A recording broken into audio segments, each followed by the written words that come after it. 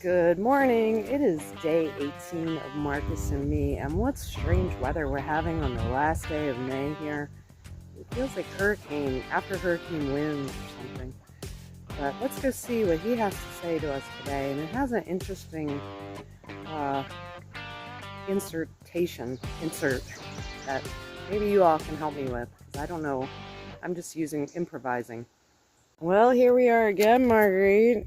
It's feeding time, and had about an inch of water. Another inch of much needed rain fell last night. And I had kind of a strange thing. I went to bed I don't know. I don't even know what time it was. I felt really out of it. And then I felt like I was asleep for forever. You ever do that? And I woke up and it was only midnight, but I was wide awake. So I sat awake and crocheted for an hour, trying to fall back asleep. So this spring is definitely very different down here. Definitely, it's like there's like a renewal on the earth, but it's just different than times past. Feeding the horses. I'm heading out for a walk. Today's 18th meditation with Marcus begins. The tranquility that comes when you stop caring what they say, or think, or do. Only what you do. Is this fair? Is this the right thing to do? It has like parentheses here. I guess you could insert a name or something. So we'll just say, child, not to be distracted by their darkness. Children of the light, that's a good one. Children of the light, do not be distracted by their darkness. To run straight for the finish line, unswerving. I'm going to read it again, just because I had to figure out what he was trying to say. The tranquility that comes when you stop caring what they say, or think, or do, only what you do. Is this fair? Is this the right thing to do? Children of the light, do not be distracted by their darkness. To run straight for the finish line, unswerving. Marcus Aurelius, day 18. He really does give you the strength in these days.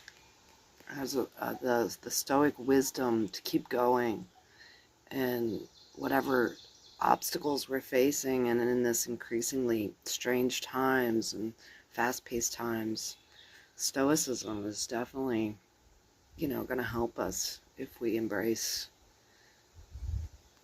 that way of being.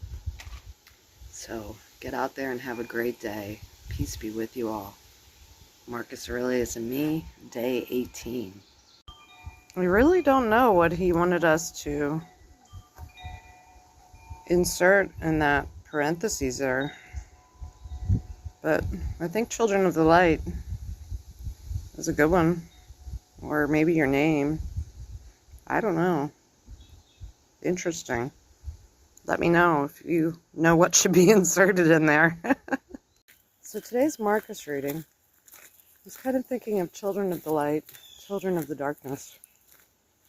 So I just inserted that, Children of the Light, because often, if we are warriors of the light or light bearers, we are attacked down here without reason, just like Christ. And you have to get a lot stronger to overcome the darkness, to recognize it, because it can really knock you off your feet. You'll just be going along happy-go-lucky, and all of a sudden someone's attacking you for no reason and speaking very nasty. If you have a sensitive and a good heart, it hurts. It hurts you deeply, and you don't know how to react. Christ did say that we would suffer in his name. And there's a lot of people that carry the light of Christ, and they certainly have trials and suffering. I wanted to talk about an experience I had at a job. Basically, I had my cross down in my shirt, and I wasn't cooking full time. I was just trying to pull it out now. Anyway, my cross, it's on a heavy duty chain. It had popped out because I was bending over picking up trash off the floor because I had it down in my shirt. I don't really like to not wear my cross. And basically I was just like screamed at like I was a child that it could fall into somebody's food. And didn't I take the state's health food preparation? And I just like blankly stared because it was just so evil. The way that I was spoken to was just, there's no other word for it. It was evil. And she said, "What's that blank stare? Did you take it or not?" And then I said, just very meekly and nicely, I was like, "I just don't like to be without my cross. It popped out of my shirt." And she goes, "Well, maybe you can put it in your pocket." So it brings me to my next point. My next point, which is this: who is your God? Is it the state? Because we're looking at this country, America, and it's supposed to be God, then country, not country, then God. So if you're going to sit and worry a health inspector might come in and I have on a cross, then we have a problem in this country of understanding who is the Most High. And that right there, just that small little interaction, is an indicator where the United States has lost its footing. And if we keep going down this road where our country is more important than God, then we are nothing more than social commies. And socialism is just communism in disguise and not in a hurry. So just that little interaction had me thinking about some political knowledge that I understood. Also some stuff that Carl Jung wrote about. I mean, would you have asked any other religious person to take off something? I don't know. I really don't know. But that whole interaction really put me off. I ended up quitting the job. Between that and something else, I let that one go, but then the something else came, and that was it. And I really feel like we're lost as United States citizens, because if we believe this country was founded on God, then someone saying I don't like to be without my cross, you should understand that. Because certainly a heavy-duty chained cross, it's not going to fall off my neck. It actually just slips over. There's no clasp or anything. It's not going to fall off of my neck and go into somebody's burger. Ay, ay, ay. So I was thinking about that. Children of the light, how we're always attacked by the darkness in this world, and how important it is actually for children of the light to read Marcus Aurelius and to listen to a lot of Stoicism, because if our hearts are being purified by the light of Christ and we have to go out in this world and exist, we have to guard our hearts, because these times just, they're crushing. They're truly crushing if you have a sensitive heart. So that's my little story. Look at these clouds.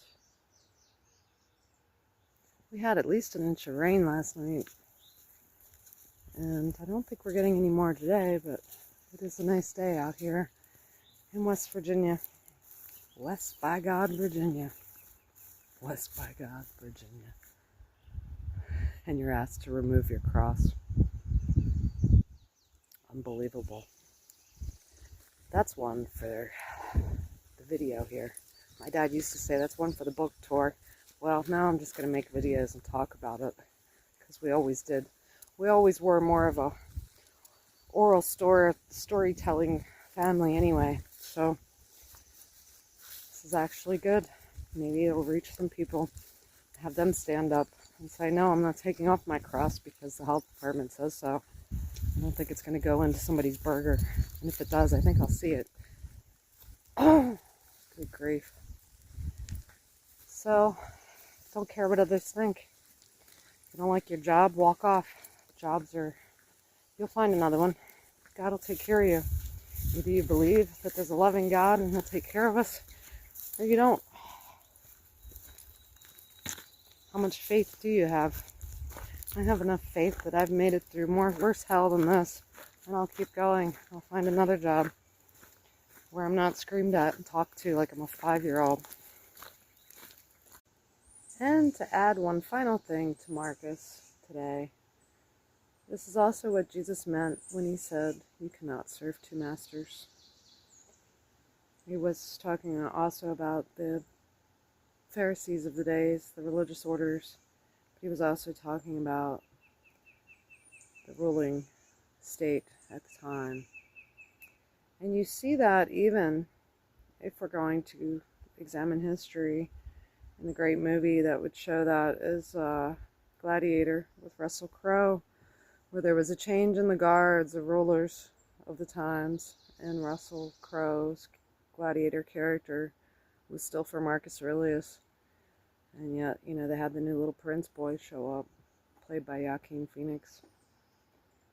But, we examine things like that. Serving two masters. You cannot serve two masters. You either serve the God above, or you end up being pulled apart by the things of this world. That's for sure.